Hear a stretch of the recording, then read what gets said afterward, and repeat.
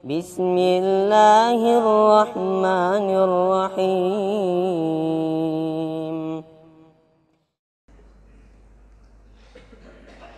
Bismillahirrahmanirrahim. Assalamualaikum warahmatullahi wabarakatuh. Alhamdulillah, puji syukur kehadirat Allah Subhanahu wa taala atas limpahan rahmat dan karunia-Nya kepada kita semua, sehingga kita kembali hadir di tempat yang mulia ini dalam rangka untuk melaksanakan salah satu kewajiban kita selaku hamba Allah Subhanahu wa taala yang beriman. Semoga kehadiran kita insyaallah menjadi pemberat timbangan amal kebaikan kita nanti di hari kemudian. Salam dan salawat semoga tercurah kepada junjungan Nabi kita Muhammad sallallahu alaihi wasallam, kepada keluarga beliau, sahabat-sahabat beliau, dan orang-orang yang senantiasa mengikuti beliau hingga hari kemudian. Semoga beliau mendapatkan maqamah mahmudah di sisinya dan kita mendapatkan syafaatnya. Amin amin ya rabbal alamin. Hadirin sidang jemaah Jumat yang dimuliakan Allah Subhanahu wa taala. Tema kita pada kesempatan ini, 3 hal yang dapat membinasakan manusia di dunia dan di akhirat. Hadirin yang dimuliakan Allah Subhanahu wa taala, di dalam hadis dari Anas bin Malik, beliau berkata bahwa sesungguhnya Rasulullah sallallahu alaihi wasallam bersabda, "Salasun muhlikat."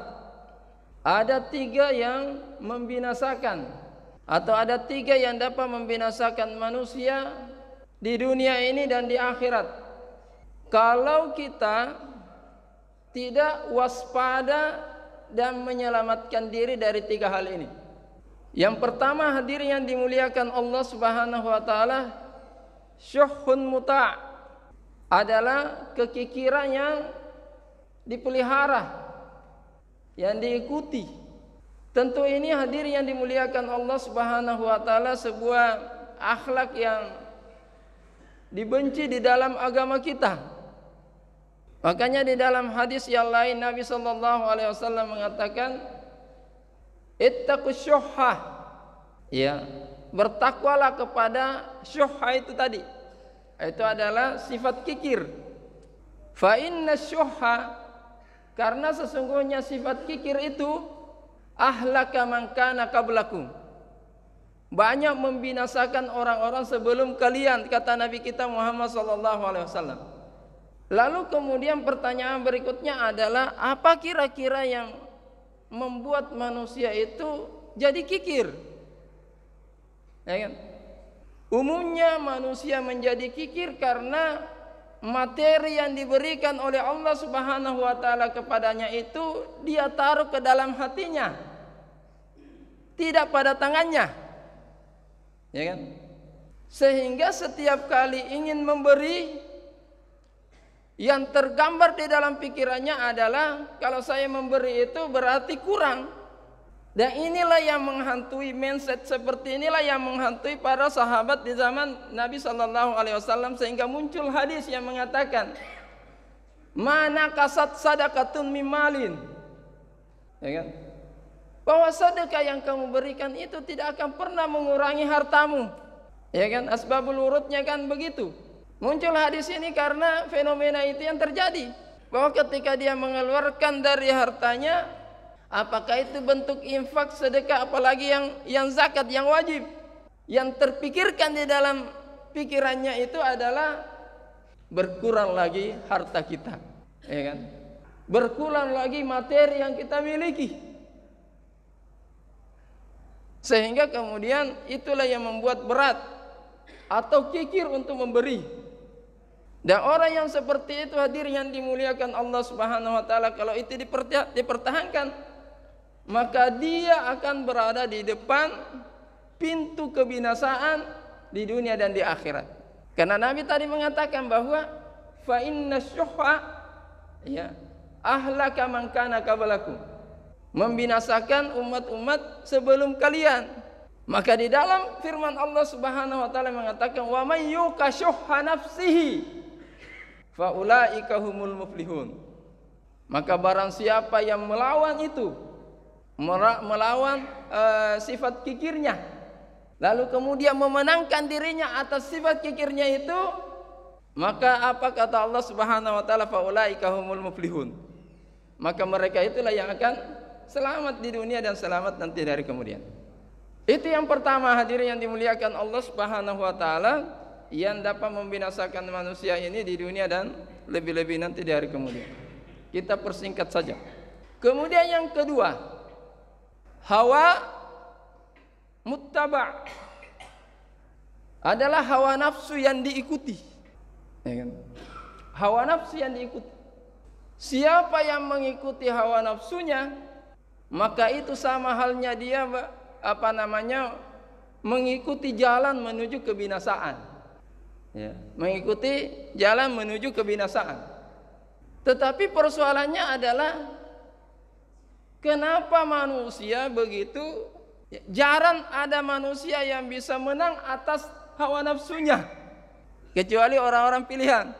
Dan ini mesti dipahami oleh kita semuanya bahwa fitrawi manusia itu, ya, fitrawi manusia itu dia harus bekerja keras untuk membebaskan temannya, pemiliknya, agar supaya dia mendapatkan ketenteraman di dunia dan di akhirat. Karena fitrawi manusia itu harus melawan dua, yaitu 2 lawan 1. Ya. Dia harus melawan hawa nafsunya. Dan yang kedua adalah dia harus melawan setan. Kalau hawa nafsu ini, ya, bertaruh antara fitrah manusia dengan hawa nafsunya itu, maka fitrah manusia itu bisa dikatakan bisa kalah. Kenapa? Hawa nafsu itu pasti dibantu oleh setan. Dibantu oleh setan. Ketika misalnya hawa nafsu kita memerintahkan kita kepada keburukan, bisu, kepada keburukan, maka fitrawi manusia itu pasti melawan. Ya kan? Apa indikasi bahwa fitrah manusia itu melawan? Adalah bimbang, di situ ada kebimbangan. Ya, saya lakukan atau tidak? Ya kan? Muncul kebimbangan di situ. Saya lakukan atau tidak? Nah, disitulah kemudian, ya, setan hadir di situ, membisikkan hawa nafsu kita, lalu kita terbawa hawa nafsu kita. Nanti setelah selesai itu muncul lagi iman kembali. Ya, dalam bingkai fitrah kita muncul iman kembali, maka manusia itu menyesal. Penyesalan itu pertanda iman kita sudah kembali pada posisinya yang normal.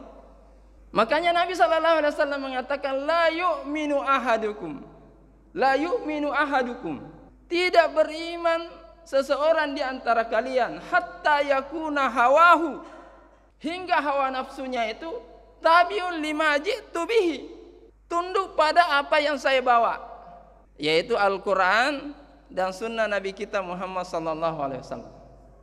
Artinya apa, hadirin yang dimuliakan Allah Subhanahu wa taala? Seseorang tidak dikategorikan oleh Nabi kita Muhammad SAW sebagai orang yang beriman manakala dia masih mengikuti hawa nafsunya. Dia harus tunduk, ya, dia harus menundukkan hawa nafsunya sesuai dengan ketentuan-ketentuan yang telah digariskan Allah Subhanahu wa taala di dalam Al-Qur'an, dan begitu pula yang telah ditetapkan oleh Nabi kita Muhammad SAW di dalam hadisnya. Kalau tidak demikian, hadirin yang dimuliakan Allah Subhanahu wa taala, maka dia pasti binasa. Ya. Ulaika yad'una ilan nar. Dari para pendukung hawa nafsu itu, mereka semua yad'una ilan nar. Ya, yad'una ilan nar. Mengajak kepada neraka Allah Subhanahu wa taala. Sedangkan Allah Subhanahu wa taala yad'u ilal jannati wal maghfirah. Sedangkan Allah Subhanahu wa taala mengajak kita kepada ampunan dan surga Allah Subhanahu wa taala. Itu yang kedua. Kemudian yang ketiga, hadirin yang dimuliakan Allah Subhanahu wa taala, adalah i'jabul mar'i bi nafsihi. Sombongnya seseorang, takjubnya seseorang terhadap dirinya. Ya. I'jab, ujub. Ya.